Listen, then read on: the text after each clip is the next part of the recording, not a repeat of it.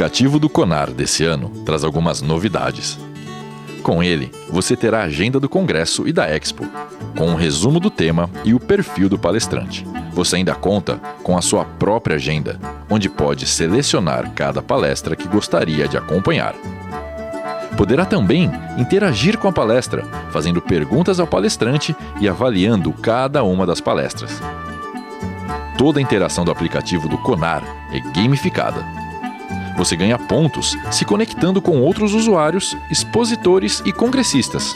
Sua pontuação vai determinar sua posição no ranking e os melhores colocados ganharão prêmios, como viagens, cursos, cortesias para o Conar 2017 e muito mais. Conecte-se, ganhe pontos e influencie pessoas jogando.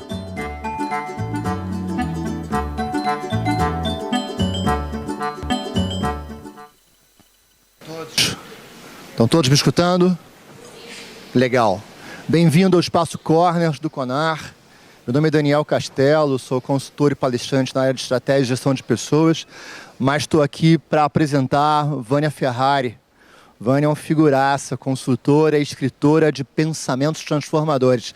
Diz aí, você já se pensou em se apresentar dessa forma? Escritora de pensamentos transformadores? Muito legal. Vânia tem 28 anos de experiência profissional, desenvolveu uma carreira multidisciplinar, atuando em diferentes áreas e cargos, em empresas como o Banco Sudameris, IBM, GO, AOL, Senco, Salem, Telefônica, Vivo, Repense e Timos Branding. É palestrante há 10 anos, traz uma abordagem diferenciada sobre temas que visam contribuir para o desenvolvimento profissional e pessoal, com foco em transformar o trabalho em fonte de aprendizado e felicidade. Graduada em marketing, pós-graduada em gestão de pessoas, tem especialização em melhoria contínua de processos e, para completar, é um Green Belt pela GE. Seguinte, vocês têm que mandar perguntas pela app. As perguntas chegam aqui. O que não tiver aqui não existe, ok?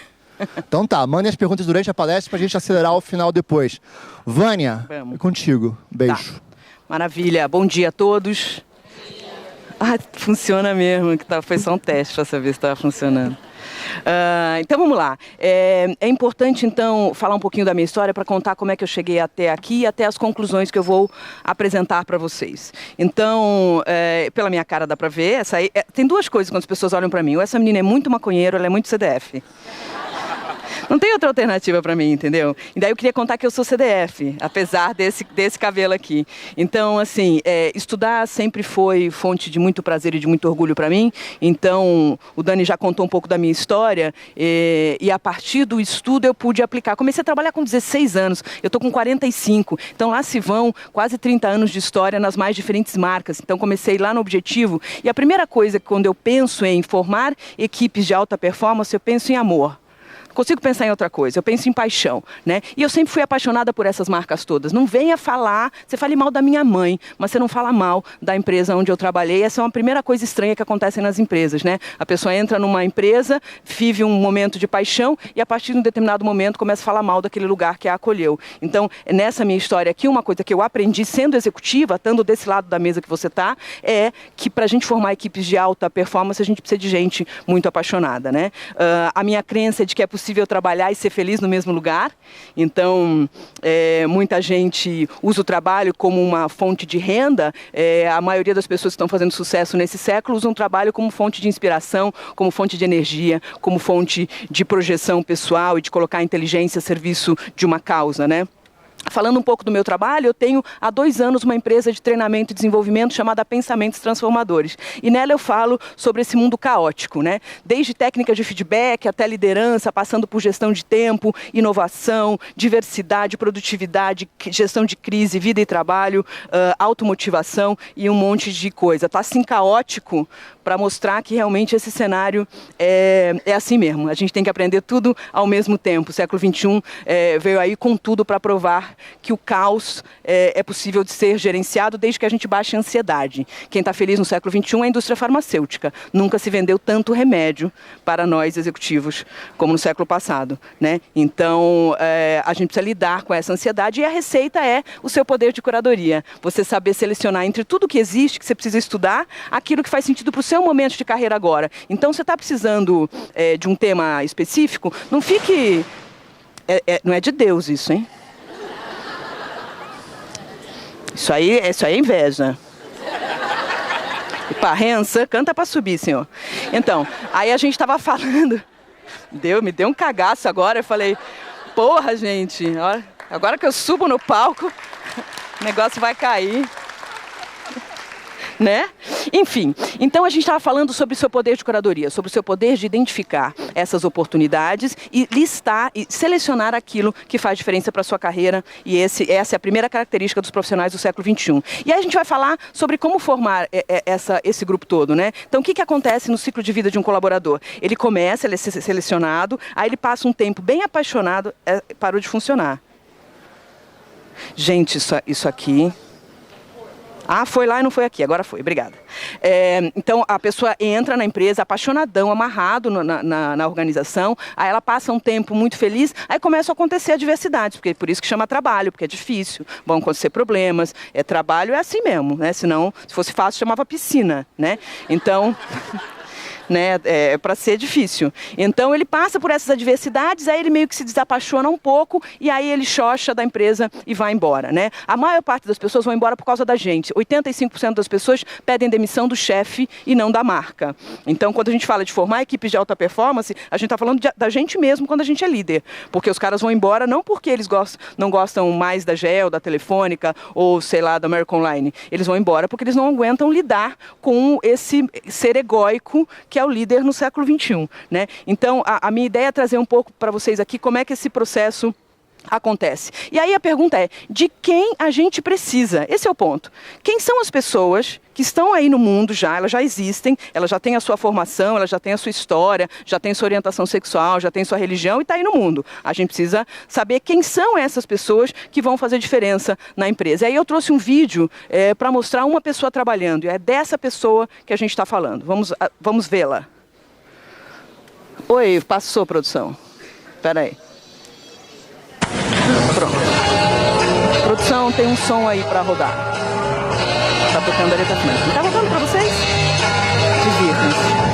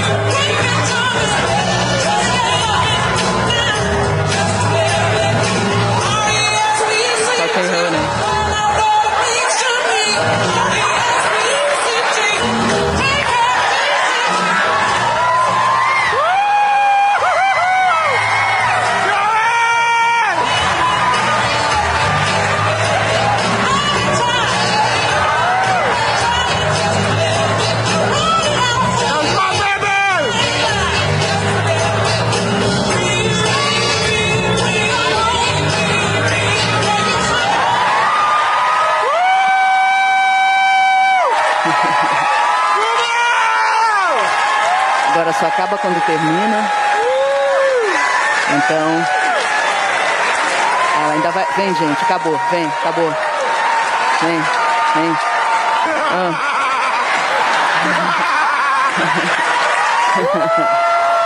Agora sai. Muito bom.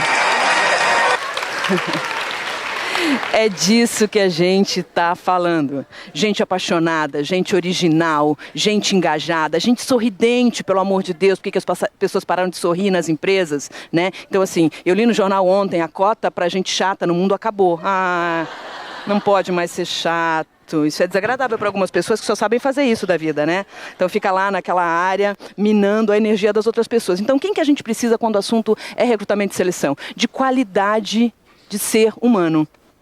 Não é incrível isso? Então a gente precisa aprender a recrutar pessoas que são generosas, divertidas, calorosas, originais, né? A gente precisa de vitalidade. A gente anda, eu fico muito na recepção das empresas, vendo os executivos entrarem, parece que ele está indo para a forca, parece que ele está para o inferno ele está indo. Então ele entra, ele passa o crachá, não fala bom dia para o segurança e vai lá passar um dia infeliz na organização. A gente precisa de gente que orna com o grupo, sabe, orna? Porque assim, você já tem uma equipe formada.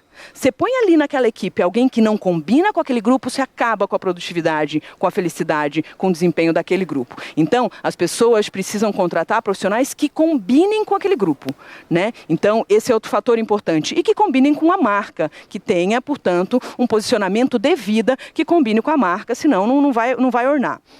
Outra coisa quando a gente fala de contratação é diversidade. Pelo amor de Deus, vamos falar de diversidade? Vamos falar em ter nas nossas equipes pessoas das minorias, mulheres, não preciso nem falar, negros e negras, pessoas GLBT, eu nem sei, deve ter mais sigla por aí, a gente ainda vai descobrir no meio do caminho, mas pessoas LGBT, pessoas com necessidades especiais, a gente precisa popular as nossas equipes como o mundo é populado, senão a gente fica lá, homens brancos, de terno, de gravata, que usam camisa azul listrada.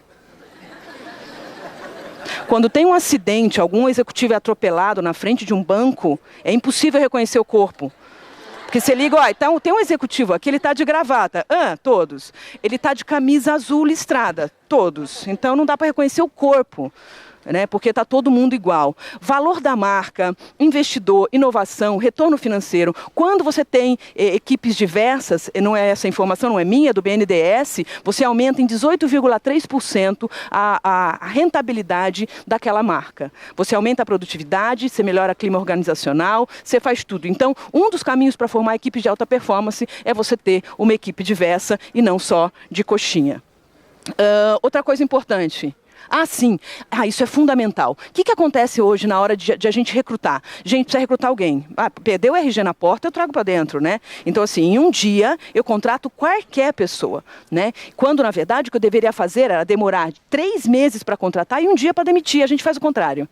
A gente contrata bem rápido qualquer pessoa, que não condiz com os primeiros 2 slides, e depois, na hora de demitir, a gente não demite, deixa o desgraçado lá, acabando com a nossa equipe, acabando com o clima, acabando com a produtividade, porque a gente tem dó, ou porque a gente não tem coragem, ou porque dá muito trabalho trazer uma outra pessoa. Então, isso eu aprendi com o Ricardo Semler quando eu trabalhei com ele num projeto, numa ONG chamada Lumiar. 3 meses para contratar, um dia para demitir. Óbvio, vamos dar feedback, vamos dar oportunidade, a gente vai falar sobre isso. Mas não pode ser o contrário, como acontece nas organizações. Integração e treinamento inicial, não pode chegar, oi, bom dia, hoje é seu primeiro dia, tá? Bem-vindo aqui à nossa empresa, senta aí seu telefone, seu computador, eu vou fazer minhas coisas, você se vira. A maioria das pessoas apresenta para a empresa, para o cara, só o computador e a mesa dele. A gente tem que mostrar para a equipe quem é esse cara, a gente tem que mandar o currículo dele antes para as pessoas, eu faço sempre um resuminho, esse aqui é o Daniel, ele tem um site, ele é super divertido, ele é casado, ele tem filhos, ele é carioca. Você tem filhos, Dani? Tem. Ele tem filhos, ele é carioca. Aí o hobby dele é esse, ele se formou nessa escola. Quando ele ingressar na organização, as pessoas já sabem quem é o cara. E não, a gente pega o cara e não mostra nem onde é o banheiro, né? Então tem que receber, tem que acolher, tem que cuidar. Integração e treinamento inicial também está relacionado a você dizer o que você espera desse cara logo na saída. O cara entrou, a primeira coisa que eu vou perguntar é o que você espera desse cidadão. E comunicação, contato e feedback. A gente precisa ter mais contato com as nossas pessoas. A maioria dos líderes gerencia para cima, né? Cuida do seu emprego, quando na verdade tem que cuidar da equipe, né? Então, assim, quando eu entrei na IBM, eu tinha 25 anos e eu vi aquelas 40 pessoas, eu descobri, cara, não sou eu que tenho 40 pessoas, são 40 pessoas que têm a mim para orientá-los nas suas carreiras, né? Outra coisa bem fundamental é você saber que feedback é o negócio, dá trabalho, envolve muito da sua energia emocional, é um trampo, mas sem feedback a gente não tem equipe de alta performance. Tem que ser baseada em fatos e dados. Tem gente que dá feedback baseado no baseado, já percebeu? Que é assim, eu tô sentindo que você não está muito afim. Isso aqui, que a pessoa... Coordenador, gestor que dá feedback com base no que está sentindo, você tem que contar para a pessoa. Isso aí é gases, gente.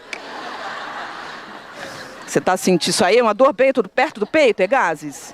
Entendeu? Toma Luftal, porque feedback é baseado em fatos e dados, tem que ser claro e verdadeiro, não pode ser cheio de eufemismos. Porque essa é outra coisa que a gente mais confunde do que ajuda a pessoa, né? Então, nós estamos achando que você, em níveis gerais... E aí, dá uma volta, a pessoa não sabe se está sendo elogiada ou criticada. Também tem que ser construtivo. Para quê? Né? Para que você está tendo aquela conversa? Qual é o seu objetivo? Tem que ser com direcionamento. E a partir desse momento eu espero que você caminhe para esse lado. Tem que ser com meta clara. Daqui a 2 meses a gente vai voltar a conversar sobre esse mesmo tema. E eu espero que você tenha me entregue isso e aquilo outro. Tem que ter esse prazo de entrega e tem que ter uma nova conversa já agendada. Não pode dar um feedback e não voltar nunca mais. Bonito. E a gente podia fazer uma ola, então. Já fizeram uma ola no Conar? Não. Aí vamos fazer uma ola? Vai começar aqui e vai terminar lá, tá? 1, 2 e já. Vai! Quer dizer, pra que serviu isso? Pra porra nenhuma. Mas a gente não se divertiu?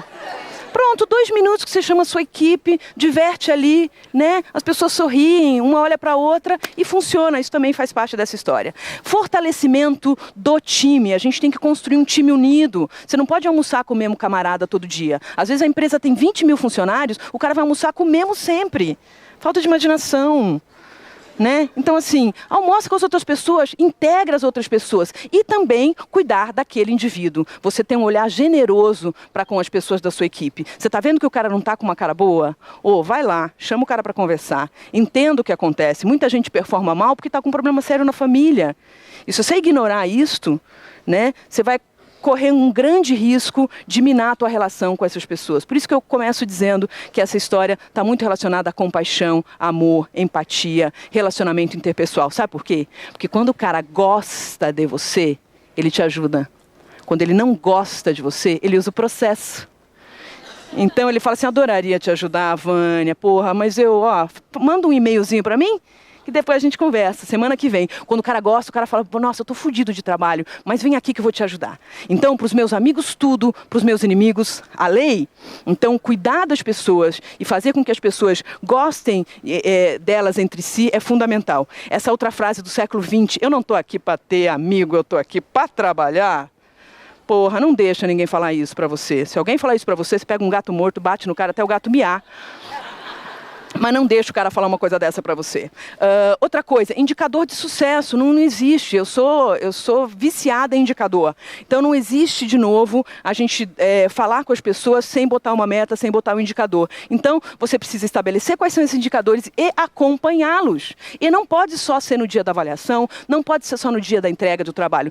Você tem que ter uma agenda semanal, quinzenal, mensal com a sua equipe para você dizer, pronto, esse balaio aqui eu domino, né? Esse meu pedaço aqui eu garanto. Então, você tem que ter indicador e não pode ser baseado naquilo que é muito etéreo. Porque as pessoas vão chegar de manhã e falar, bom, o que eu tenho que fazer hoje? Bom, não tenho meta, não tenho clareza, já sei. Vou responder e-mail. Aí as pessoas passam a manhã respondendo e-mail. Aí meio que deu hora do almoço, agora vão almoçar. Aí vai almoçar e volta e falou, vou responder e-mail, que fica 1 hora sem responder e-mail, né? Imagina o que pode acontecer na vida de uma pessoa. Então ela fica 1 hora sem responder e-mail. Aí ela responde e-mail, faz 1, 2 reuniões para dar aquela disfarçada e volta para casa. E isso ela vai fazer de segunda a sexta, durante meses, durante anos, e aí não vai ter entregue nada para a sociedade, para a empresa, para a marca, né? Então, ter indicador é fundamental. Outra coisa, o fim, chega uma hora que acaba. A gente não se ama mais, né? A gente não tem mais afinidade, então o colaborador tem que ir embora, né? E esse fim tem que ser dado de um jeito muito certo, direto ao ponto e honesto. Vai demitir alguém?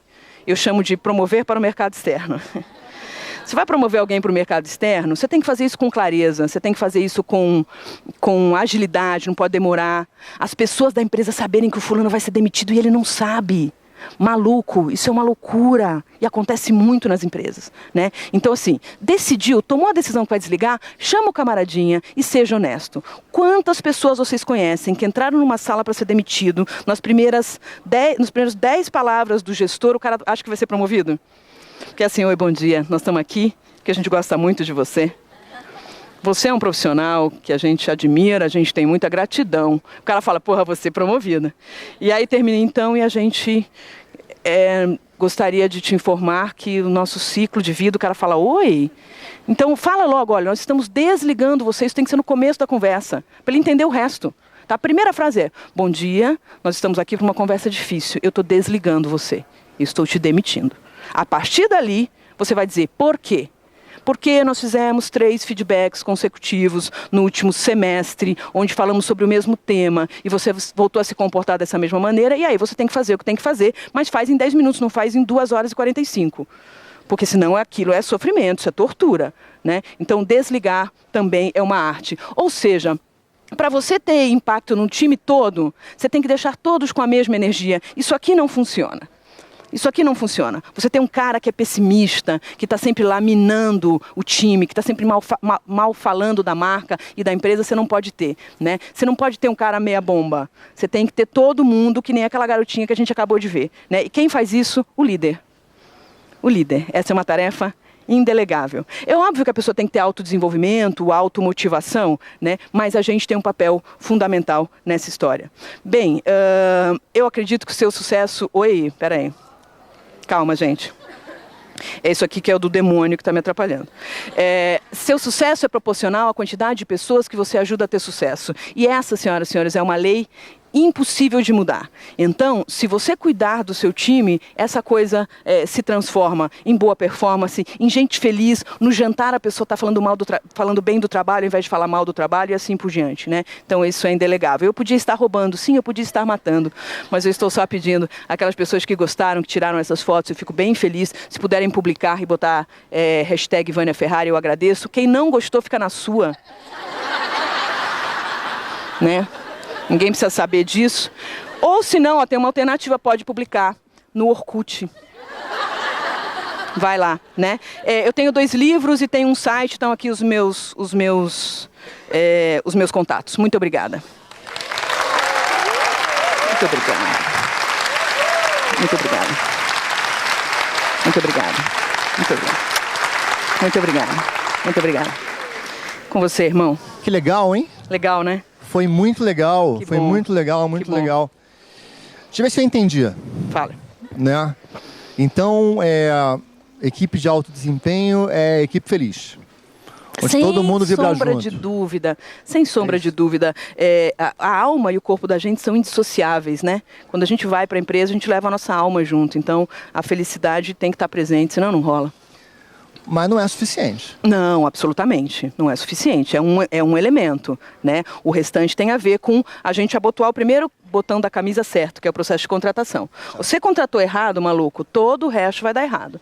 Então, fazer um recrutamento e uma seleção que sejam condizentes com a nossa marca, com o que a gente deseja trazer para a organização. E depois, o encaminhamento, como eu lhes disse, treinamento, integração, essas coisas todas. Quando a gente pensa numa equipe de desempenho que vai evoluindo ao longo do tempo, que vai afinando, pô, na minha cabeça sempre passa aquela coisa Bernardinho, sabe? De sofre, treina 18 horas por dia e tal. Qual que é a metáfora Vânia Ferrari pro Bernardinho? Como é que a gente afina uma equipe ao longo do tempo? Então, primeiro que a gente perdeu o nosso poder de abstração. Então, é até uma coisa interessante, porque quando você leva um Bernardinho lá, se você não tomar cuidado, daqui a pouco tá todo mundo fazendo polichinelo. Nem existe mais, né? Eu tenho 45 anos, mas tá todo mundo fazendo... assim, a gente tem que orientar a nossa equipe para o caminho. Então, é orientação clara, no volume certo, no tom certo, a pessoa saber que está sendo acompanhada, isso é bem importante, né? Então, assim, é acompanhamento, porque a gente gosta de saber que tem gente olhando o nosso trabalho. A gente não gosta de saber que a pessoa não está olhando o que a gente está fazendo. Aliás, tem uma piada ótima. O cara estava lá na mesa dele, com o pé em cima da mesa, assim, o computador desligado. Aí o chefe chegou por trás bem quietinho, assim, e falou assim: ô maluco, por que você não está trabalhando? Ele falou: porque eu não vi você chegar. Se eu tivesse visto você chegar, eu estava disfarçando aqui. Então tem muita gente que disfarça, porque sabe que essa relação controle e entrega está muito relacionada. Mas isso tem que ser feito com técnica, com primazia, com responsabilidade. É controle. Legal.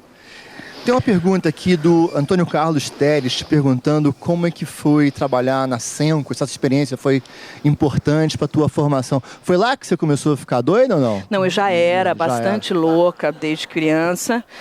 Não, a Senco foi um abrir de olhos para mim. Quer dizer, a gente, infelizmente, tem que pegar todos os nossos processos atuais de recrutamento e seleção, e eu sinto muito falar isso, mas a gente tem que jogar fora e construir um novo. Vamos combinar que esse não está dando certo?